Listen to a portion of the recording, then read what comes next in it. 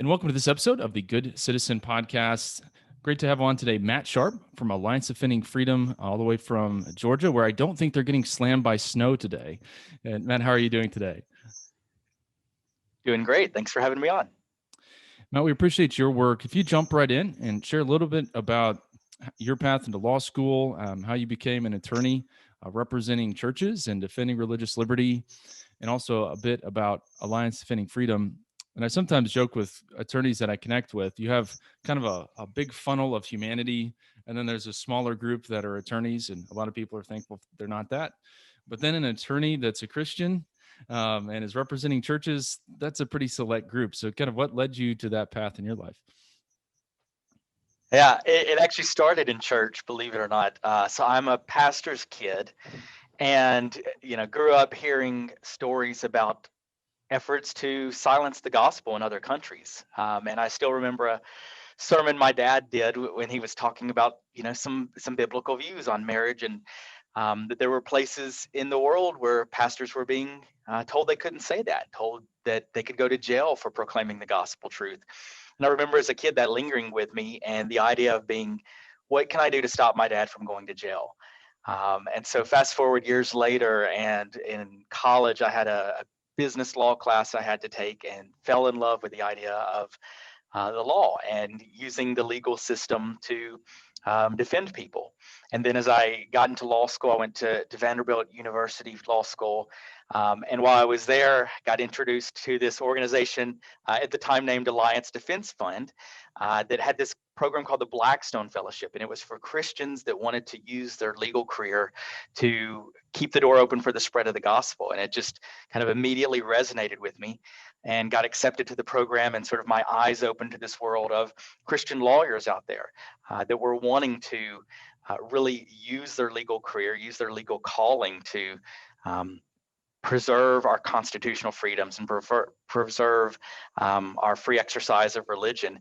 And it just really inspired me. And so after a couple of years of practice with a firm in Nashville, I got the opportunity to join ADF, now named Alliance Defending Freedom, full-time as an attorney, and have now been 11 years working on a variety of cases, from kids wanting to share their faith at school to pastors wanting to be able to meet during COVID and other crises and continue to minister their communities, and a host of other issues that it's been the privilege of my life to do.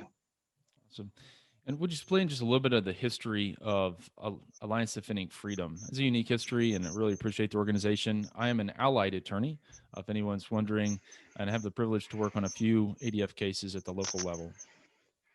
So Alliance Defending Freedom started a little over 25 years ago, and it was really a vision that several incredible Christian leaders, James Dobson, D. James Kennedy, Bill Bright, and others, that they saw there was a real gap in terms of legal defense for Christians. And we have the ACLU out there that's doing all of this and pushing a very liberal agenda, and oftentimes ways that directly contradict freedom of religion and freedom of speech. And they said, we need an organization to combat that and to provide the opposite side.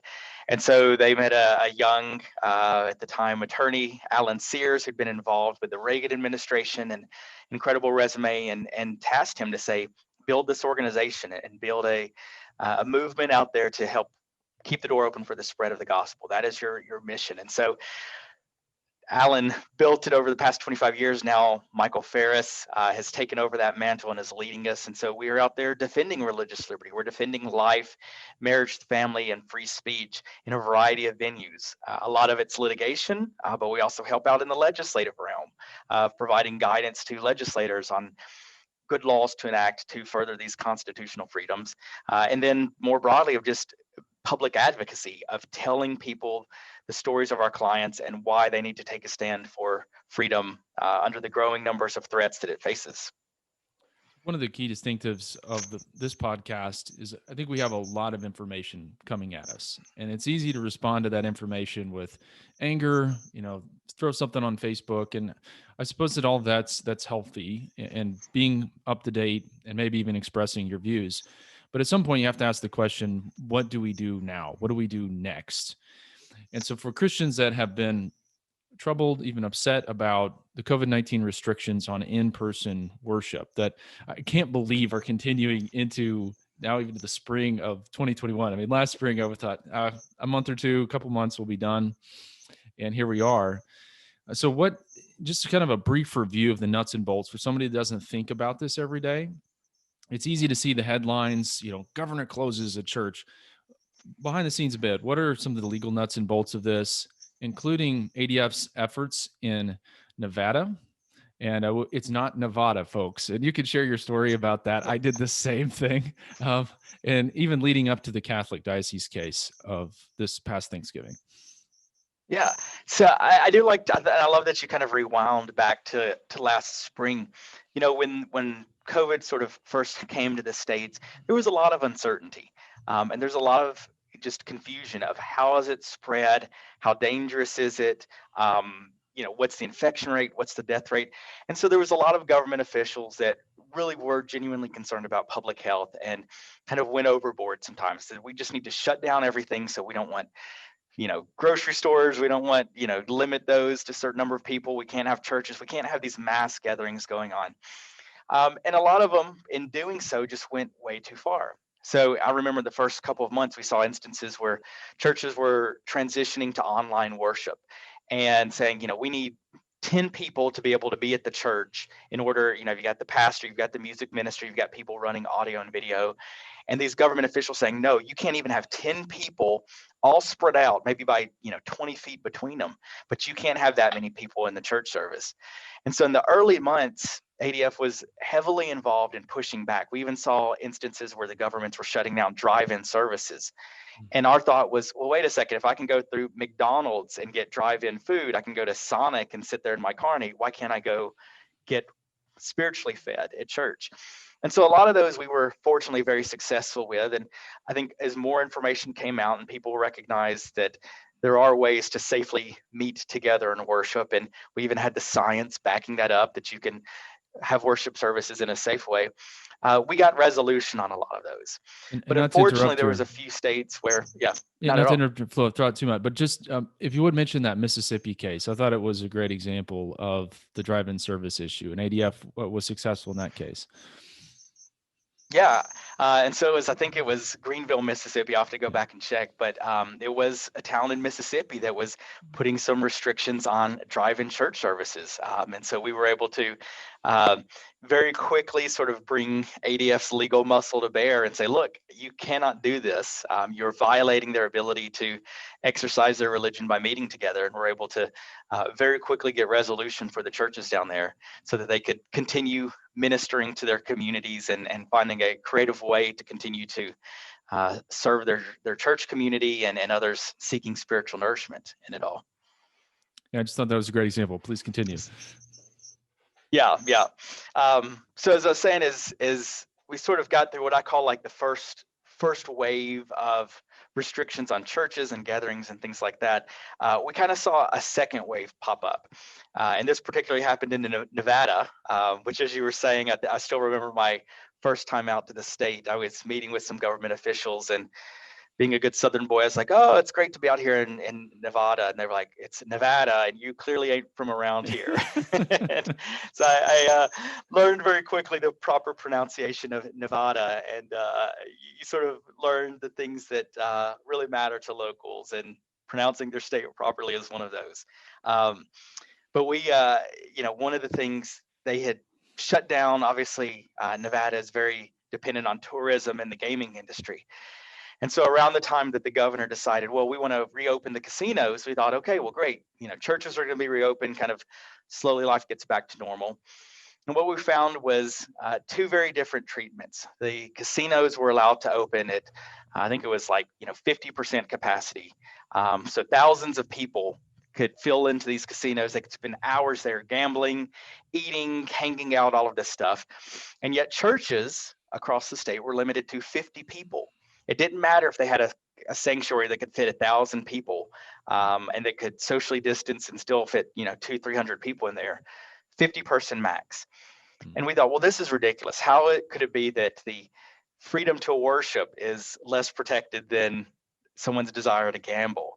And so we filed a lawsuit. And unfortunately, very early on, we just got rejected. And the courts were saying, well, casinos are different and they're so heavily regulated by the state. And, you guys are being treated the same as like movie theaters and things like that. And our pushback was, well, no. If people are allowed to gamble and to spend hours in casinos, absolutely, they can, at a bare minimum, have the same opportunities to worship together at the same capacity limits. And it was only through several months of litigation that we ultimately got a good ruling out of the Ninth Circuit Court of Appeals. And this is the court that a lot of your listeners may know has a reputation for being very liberal on a lot of issues. And yet they even recognize that these percentage limits where casinos were at such a high percentage compared to churches is just facially problematic to our Constitution. And so we were able to get victory for Calvary Chapel in Nevada and enable them to be able to worship on the same terms as some of these other places that were allowed to remain open. Yeah, I can't remember the section in the First Amendment about there being a protection for gambling. I may have missed that. I'm sure Adams meant to include that, or Madison, in there somewhere, but it's not there. And so that was helpful. And it was just difficult because you had the Supreme Court coming out saying, well, the church is like a movie theater. And so taking this kind of zoning classification type of approach rather than looking at a square footage approach. And so the Supreme Court kind of changed course last Thanksgiving with the Catholic Diocese case. Would you explain a little bit of that case? Yeah. So this was in the midst of all of this, was sort of this second wave. We had ADF's case in Nevada. We had some cases percolating from California, and also a couple from New York. And they all dealt with sort of the same issues that we saw in the Nevada case, which is differential treatment of churches compared to other comparable gathering places. And so we had, for example, in California, they were sometimes prohibiting churches outright or putting limitations on their ability to sing and worship. We saw in Nevada casinos getting better treatment.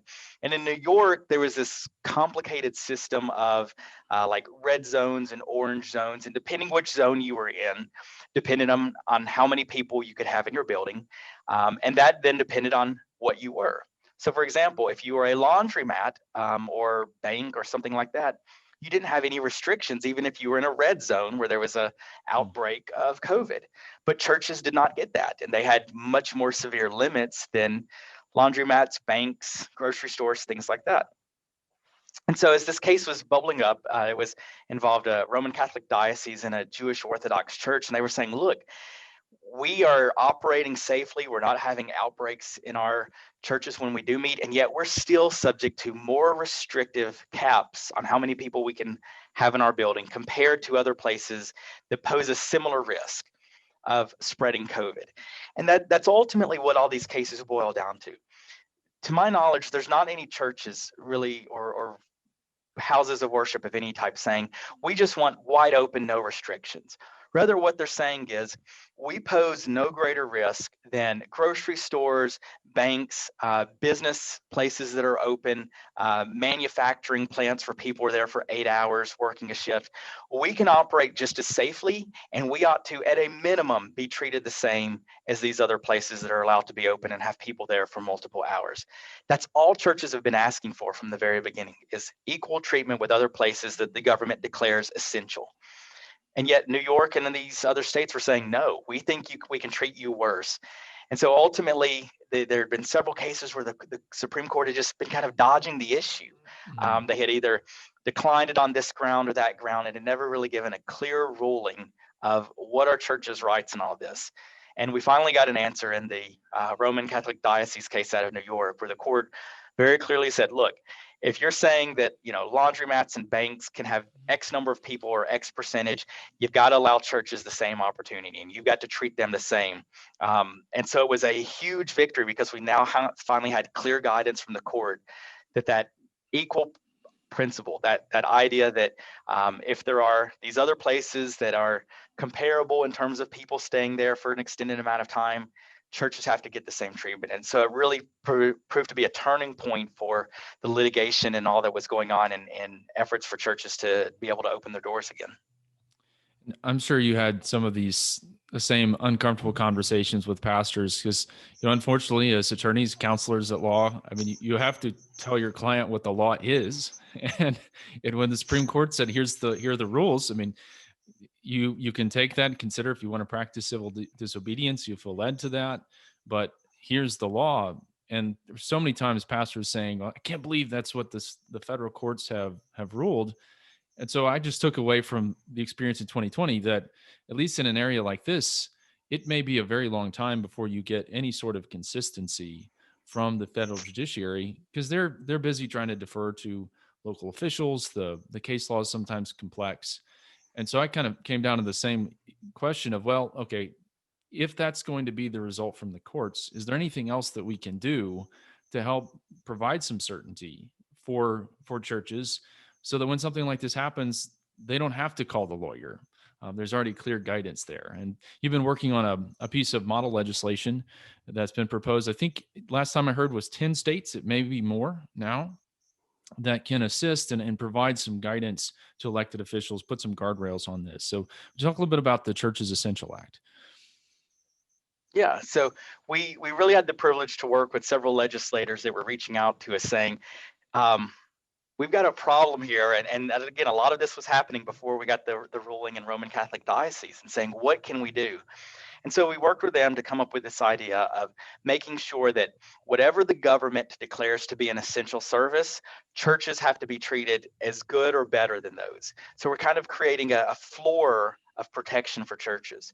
So for example, if you've got a governor that says, okay, we're going to declare, banks, grocery stores, and, Walmart, those types of stores to be essential, well, then this act would say, that's fine. You are more than welcome to do that, but churches have to be treated the exact same.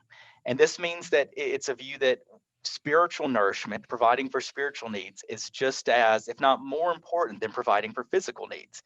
Look, this is grounded in the Bible, right? And even in Deuteronomy, that man cannot live by bread alone, that there is a spiritual nourishment we all need, and that only churches and houses of worship can provide that. And so that's really, in a nutshell, what this bill does is it elevates churches to that same essential status as all of these others. Can the government still put sort of neutral requirements, social distancing requirements that apply to all essential businesses and apply those to churches? Yeah, we're not contesting those. But what we're saying is you can't put more restrictions on churches than all of these other places that you deem essential.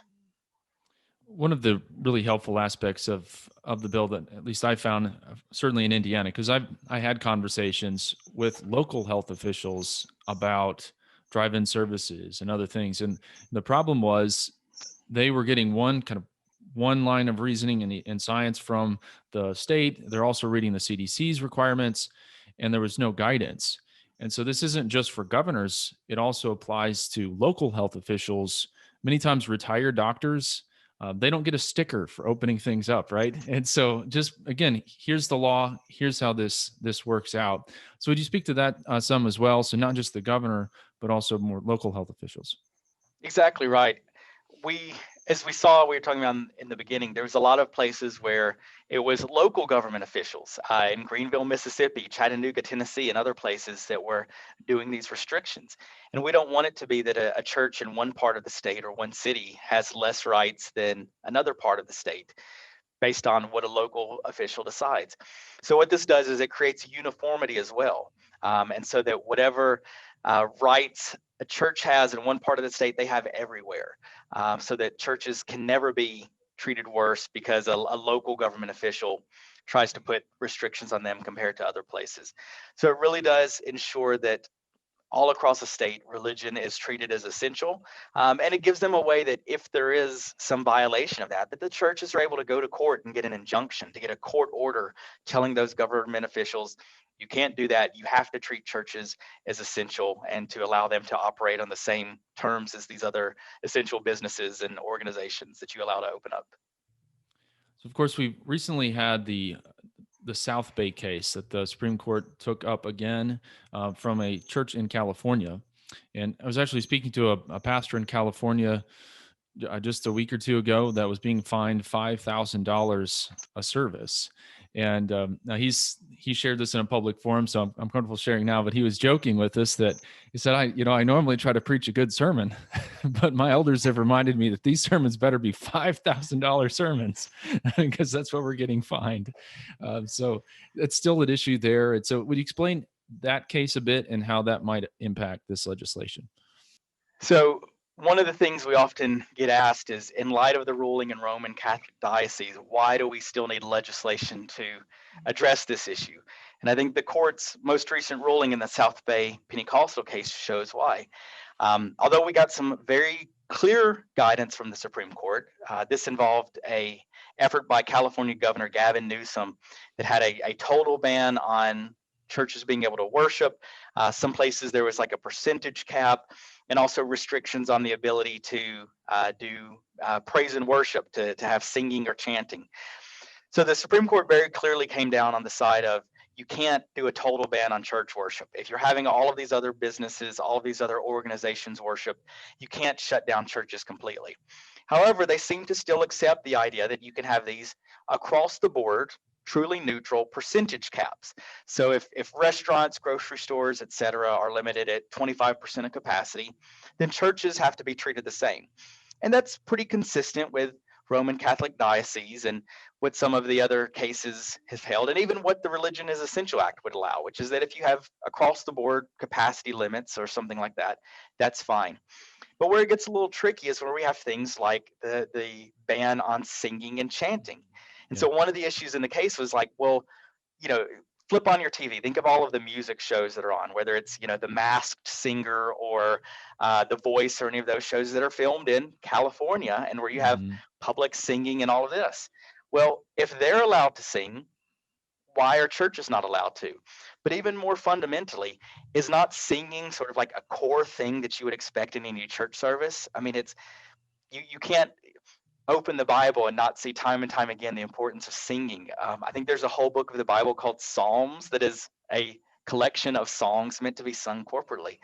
So part of what the Religion is Essential does is, even if you had something like that, like an across the board ban on singing, churches can still go to court and say, well, look, singing is so vital to what we do that we need relief from that. And we think we can sing safely. We can have people wear masks while they sing or whatever.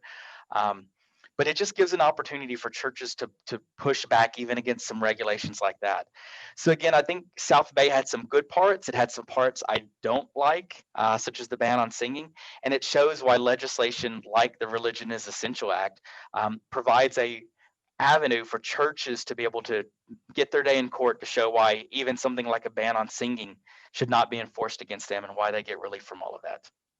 Well, I had the same response that you did about that particular part of the decision, and I know that at least Justice Amy Coney Barrett said that she wanted to see more information or proof about how Hollywood was being treated differently.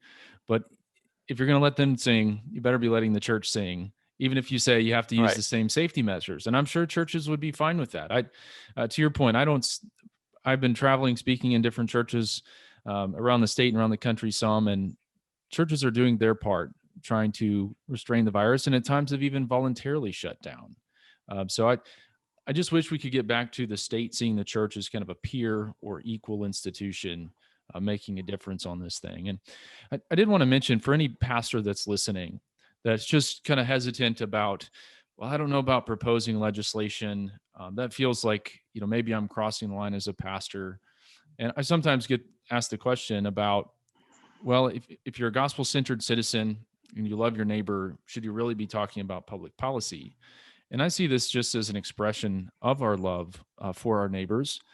And this particular legislation can be framed as, I'm not being overly critical of our governor, local health officials. They're going through their first pandemic, just like pastors were. But we'd be remiss not to learn the lessons from that and to, have some guardrails moving forward. So would you speak to that for a pastor that was just frustrated, but might be in a state where they think, well, this may not be politically feasible? This seems to me to be something that would have some broader support from business owners, from other people that are frustrated. Yeah. So a few thoughts I always have when approaching this issue. Number one is just kind of foundationally, a lot of pastors say, well, shouldn't, like you said, shouldn't we defer to government officials? Isn't that the render unto Caesar? And I always remind pastors, in America, Caesar is our Constitution, and it is a system that flows from the consent of the governed. That's us. And so we're not in a place where we have an absolute dictator, a Caesar, but one where the people give consent and give input into what our laws are. And those laws are always subject to our Constitution, which the very First Amendment is the protection of the free exercise of religion. So I think our duty to use these freedoms that we have and the ability we have to participate in government to influence government and to bring about laws that allow the flourishing of religion and the flourishing of Christianity. And then that leads me to the second point of this is an issue that I think unites a lot of different religions. This is one where we're asking for the same freedom as Jews, as Muslims, as others that are wanting to have that same ability to worship according to the dictates of their conscience. But I think even we've seen this in California is a lot of times when these government crackdowns that restrict the ability of religious organizations to do their work happen. It's not just we're talking about church services, but we're talking about their ability to operate a food kitchen, to operate a homeless shelter, to provide other services that religion does so well to their communities. And so you're not, as a pastor, you're not just standing up for your ability to meet on Sunday, but you're standing up for your ability to serve the community on Monday through Saturday as well. And if you really feel as your pastor's heart that part of our job as the church is not just to preach on Sunday, but to minister to the community, to provide, the cup of water in the name of Jesus. That's what this bill is protecting, because it's not just limited to worship on Sunday. It's limited to everything your church does to the community. And I think that is where we're going to see other groups be able to stand up and say, what the, First Baptist Church down the road or what the Jewish Orthodox Church are doing to the community are vital. And we want them to continue to be able to serve the community, to provide food and shelter and other essential services to the community and all of this. And so I think it's a great way to talk about how much the church does for the community, but how important it is that they be allowed to continue to do so, especially in a pandemic or other emergency. So in this podcast, I don't promote particular legislation. Today, we're kind of bringing an idea to you. But I would mention that here in Indiana, the Indiana version of this bill, several pastors came up and were saying exactly that. I was blown away by how many meals they had served, all that they had done for the community. And the head of the committee there in the Indiana Senate actually looked at some of the colleagues there in the discussion that, they're asking questions about the bill. And she responded, we're saying as the state, because in Indiana, those types of services were left open. So you're saying, oh, you can serve people, but you can't worship. Like, why are we as the state government telling churches that? And I just was like, thank you. Thank you for saying that. I've been thinking that for a long time. And so again, just providing protection, not just for houses of worship, but other religious organizations as well. Well, as we kind of wind down here, I've been receiving a lot of questions about the Equality Act and something that's been proposed at the federal level. A lot of concern about that. We could probably do an entire episode just on that, but give the nuts and bolts of that. What are the chances you think of it passing and it affecting ministries? And then if it does pass, what are the chances of getting that overturned at the court? Yeah. So Equality Act, really two things I think are important for churches to know about it. Number one, it elevates sexual orientation and gender identity as special classifications under federal law. And this applies from employment to public accommodations, so like services that your church or ministry may offer that may be subject to all of this. So as an example, it could potentially impact, let's say, a religious school. Are they able to hire people that agree with and live out their teachings on marriage and human sexuality and the nature of male and female? Or are they going to face a charge of discrimination if they try and do so? We can see that play out on a lot of other things. Even we might mention shelters earlier. We had a case of a shelter in Anchorage that said we serve women that are fleeing sexual abuse, sex trafficking, and things like that. And they had a biological male show up and want to be admitted in. They very passionately said, look, we can't allow you into this space that we're trying to protect females, but there's one that does serve biological males, and we'd be glad to take you there. Well, next thing you know, they got dragged into court by the city of Anchorage. What happened there would happen to every other shelter in the country that tried to preserve female spaces for biological females. So that's the first part of the Equality Act. The second thing is, a lot of us are familiar with RFRA, or the Religious Freedom Restoration Act. This was passed actually during President Bill Clinton, almost unanimous support in Congress. And it says the government can't burden religion unless it has a really, really, really compelling reason to do so. So this is what protected the Little Sisters of the Poor, so that they don't have to pay for contraception, for abortion-inducing drugs, and has helped countless other people of faith. It repeals part of RFRA. It makes it where you can't use it as a defense in the sexual orientation, gender identity conduct. So it's something that impacts so many areas of life, and that's why it's so important for the church to be informed about it, and to be able to articulate why laws like that undermine our religious liberty, our freedom of speech, and so many of our values that are so important to us. And so what do you think are the chances of that passing? And then if it does pass, would it be overturned by the court? Yeah, so we, I think a lot of us, and not to get too much into political weeds, but it's the filibuster, right? And it's going to pass the House. In fact, it already did during the Trump administration. But the Senate has always been sort of the place where the filibuster holds it. You've got to have that 60 vote, and they don't have it. The supporters of the Equality Act don't have it. And our general sense is that they're not going to abolish the filibuster. You've got a couple of sort of moderate Democrats that recognize that if you get rid of the filibuster for this, then when the political tables turn, the Republicans may use it. So I think, at least in the short term, there's a good chance that the Equality Act will not pass, that filibuster-proof majority will hold. I think what the real risk is they're going to try and take little pieces of the Equality Act and 100 different smaller bills that maybe they can slide through. And so that's one of the things Alliance Defending Freedom and other organizations, we're going to be monitoring all of that and fighting all of those battles to keep it from coming in. But that being said, it is going to be important for us to continue to stand firm on that. And if it does, whether it's the big Equality Act or these small ones, there is going to be litigation over it. But it's going to be, over a adoption agency that's told it has to violate its convictions, or a homeless shelter, or a women's sports league that's told it has to allow men. So there's going to be a lot of those cases, but I think it shows the importance of, we can't let this bill come into law, because it is going to result in a lot of Americans losing a lot of their fundamental freedoms. It's certainly an important issue to remain vigilant about. And so I just want to say thanks for all of your work as you kind of head up ADF's efforts at the state level to push through some of this legislation. And I think a lot about how much time we spend kind of sticking our fingers in the holes in the dike, trying to hold things back, and then what are some things that we can do proactively. And so I appreciate your work on some of those measures. Any recent meaningful moments where you've since just got at work in your life or your ministry? Yeah, I'm always amazed how God can bring together people that a lot of times don't agree. And I'll just say a great example. We've been involved in this women's sports issue.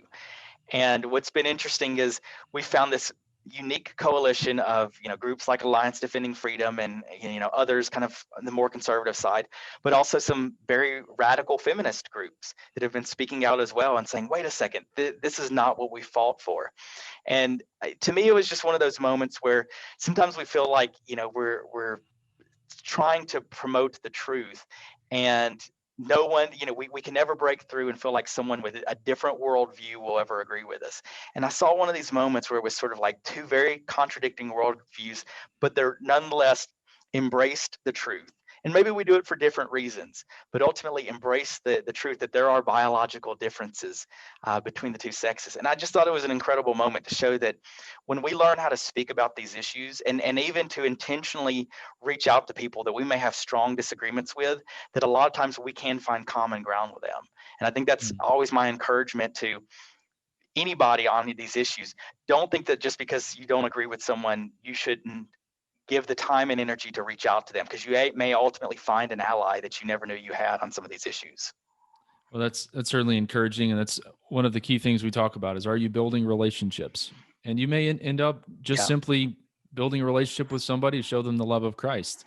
But I think we are too quick to assume that people disagree with the biblical principle, Christian sexual ethic, and that there are a lot of people that just because of the cultural atmosphere have kind of shrunk back don't share a lot of their thoughts on that. And so, yeah, that's awesome. Last question. If you had a billboard on which you could put a question to the gospel preaching church around the country, what would you put on it? Be bold. It was my pastor did a sermon a couple of weeks ago, and it was from Acts, and I guess it's Acts chapter 3 or 4, but it was right after sort of Peter and John had sort of been brought before the religious leaders and said, stop preaching about Jesus. And said they left there emboldened and they went back to the early church.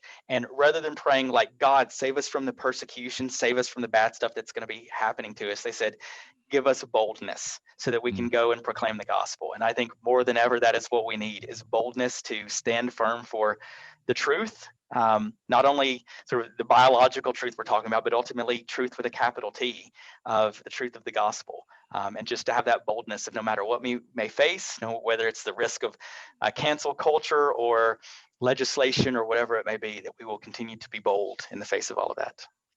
I certainly appreciate the work of Alliance Defending Freedom, and something that Mike Ferris has said recently, and I love the way that ADF frames this.